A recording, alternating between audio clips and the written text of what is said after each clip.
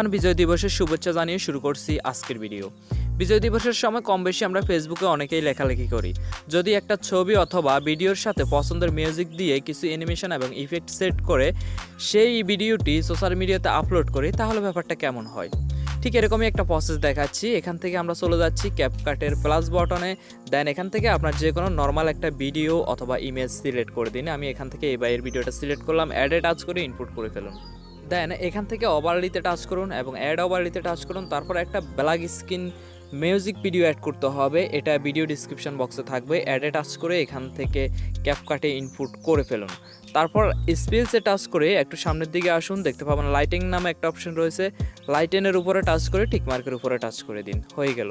দেন স্ক্রিনের উপরে double finger press করে এটাকে অবশ্যই ফুল স্ক্রিন করে দিতে হবে। এখানে কিছু টেক্সটের অ্যানিমেশন আছে, সেগুলো একটু দেখে নেবেন যখন স্ক্রিন করবেন।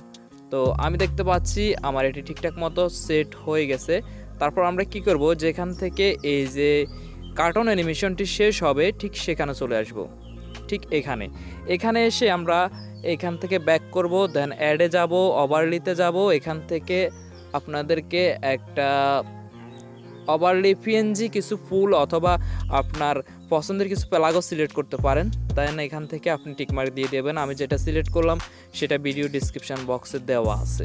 তো এটাকে জুম করে আপনার ভিডিওর যেখানে রাখতে ইচ্ছে মনে হয়, যেখানে রাখলে ভিডিওটি সুন্দর অ্যানিমেশন সেট হবে, ঠিক সেখানেই রাখবেন। তারপর পুরো স্ক্রিনে দিয়ে দিন। ওকে, ভিডিও শেষের দিকে যেহেতু আসলেন, এখান থেকে এন্ডিংয়ের উপরে টাচ করে অবশ্যই ওয়াটারমার্ক ডিলিট। তারপর যেখান থেকে আমাদের এই পিএনজিটি অ্যাড করা হলো ঠিক আমরা সেখানে আসব, এখানে।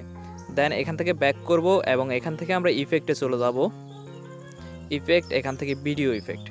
এবার এখানে টেনে কিন্তু আপনার পছন্দ মতো ইফেক্ট সিলেক্ট করতে পারেন। আপনার ভিডিও অনুযায়ী যে ইফেক্টটি সুইটেবল হবে সেটাই সিলেক্ট করবেন। চাইলে আমি যেটা সিলেক্ট করতেছি এটাও করতে পারেন। তো আমি এখান থেকে ফায়ারফ্লের একটা ইফেক্ট রয়েছে, এই যে এই ইফেক্টটা, এটা সিলেক্ট করে দিলাম। দেন এখান থেকে টিক মার্কের উপরে টাচ করে দিলাম। তারপর এই ইফেক্টটিকে অবশ্যই আমরা পুরো ভিডিওর সাথে অ্যাডজাস্ট করে নেব। বাই দ্য ওয়ে, একটা ব্যাপার জানিয়ে রাখি, যদি আপনি এই ব্ল্যাক স্ক্রিন ভিডিওটি ছাড়া অন্য ব্ল্যাক স্ক্রিন ভিডিও চান, তাহলে সেটি অবশ্যই গুগল অথবা ইউটিউবে পেয়ে যাবেন। জাস্ট আপনার পছন্দের মিউজিকের সাথে অ্যাড করে দেবেন ব্ল্যাক স্ক্রিন লিরিক্স, এটা লিখে সার্চ করলে পেয়ে যাবেন। তো ফাইনালি আপনার ভিডিওর যে মেইন লেয়ারটি থাকবে, সেই মেইন লেয়ারের সাউন্ডটি আপনাকে অবশ্যই মিউট করে দিতে হবে, যেহেতু এখানে ব্ল্যাক স্ক্রিন ভিডিওটাতে অলরেডি সাউন্ড অ্যাড করা আছে।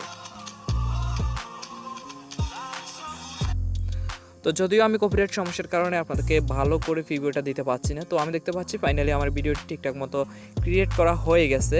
তো সব কাজ ঠিকঠাক হয়ে গেলে এখান থেকে এক্সপোর্ট করে দেব। তবে ভিডিও কেমন লাগছে সেটা অবশ্যই কমেন্ট বক্সে লিখে জানাবেন। Take care, good by.